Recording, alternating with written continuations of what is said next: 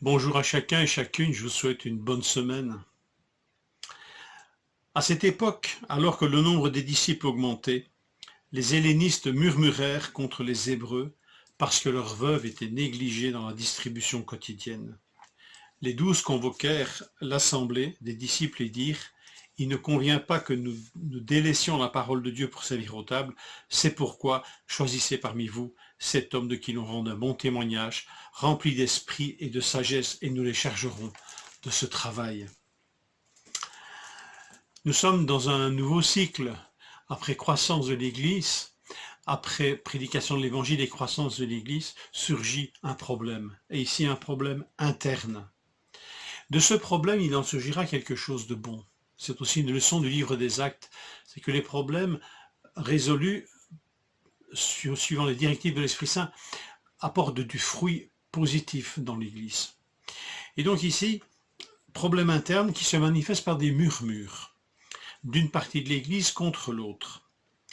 Murmurer dans la Bible, et particulièrement dans le Nouveau Testament, puisque c'est ici que nous sommes, dans le Nouveau Testament, murmurer est toujours connoté négativement.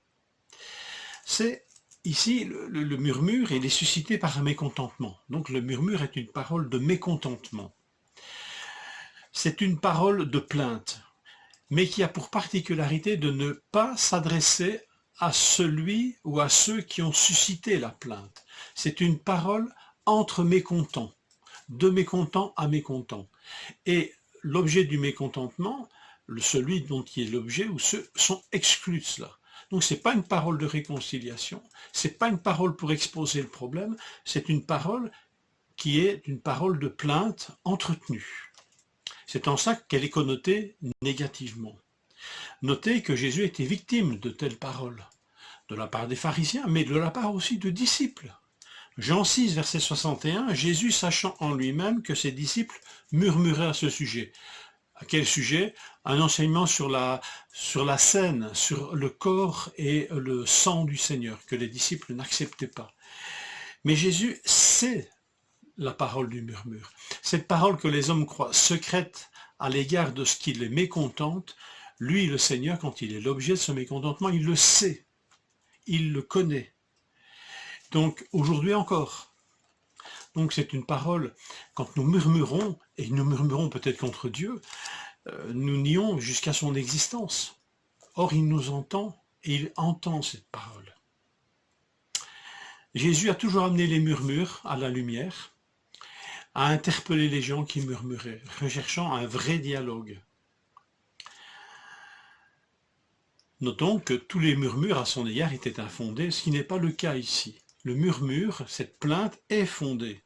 Il y a manifestement un traitement, on pourrait dire discriminatoire aujourd'hui, dans la distribution des ressources de l'Église entre un groupe de veufs, donc les Hébreux, et au détriment des hellénistes. Hébreux, faut entendre, donc les chrétiens d'origine juive qui sont nés en Israël. Tandis que les hellénistes, ce sont les chrétiens d'origine de la diaspora qui sont nés en dehors d'Israël, et dont la langue est le grec, bien que connaissant probablement l'hébreu des deux côtés. Mais donc, un groupe est lésé au détriment de l'autre. Imaginez que ce problème de murmure, s'il perdure, il peut carrément couper l'Église en deux. Ce murmure peut aussi produire une colère de groupe. C'est ce qui va se passer avec Étienne, et c'est ce qui s'est passé dans les émeutes qui vont être suscitées contre les apôtres plus tard. Donc cette parole de murmure peut devenir une dynamique de groupe terriblement malsaine.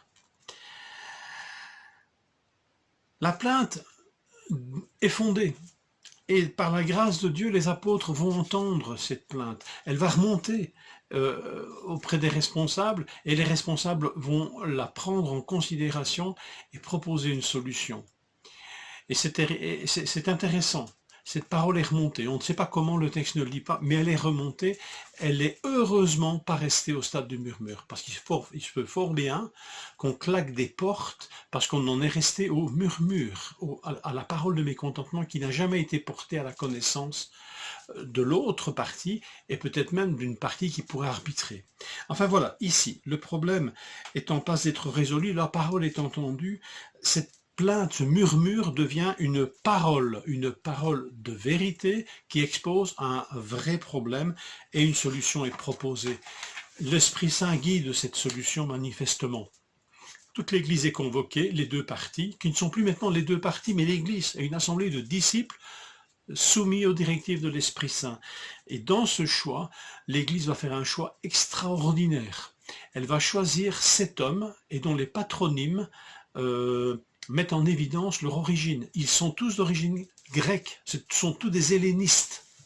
Donc, ce groupe qui va être chargé de répartir l'aide entre toutes les veuves, y compris celles des Hébreux, eh bien, ils sont tous issus du parti des hellénistes. Et cet autre parti, celui des Hébreux, a entériné ce choix, a participé à ce choix.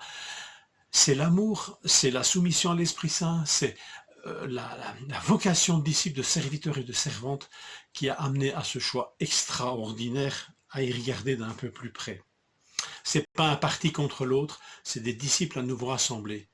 Et tant et si bien que les murmures du début accouchent finalement, par la grâce de Dieu, à l'installation dans l'Église de 7 serviteurs hors pair, dont Étienne, homme plein d'Esprit Saint. Alors voilà, si murmure il y a, et même justifié par une plainte, une parole de plainte justifiée, qu'il se transforme en parole de vérité, dite avec amour. Que le Seigneur vous bénisse en cette journée. Amen.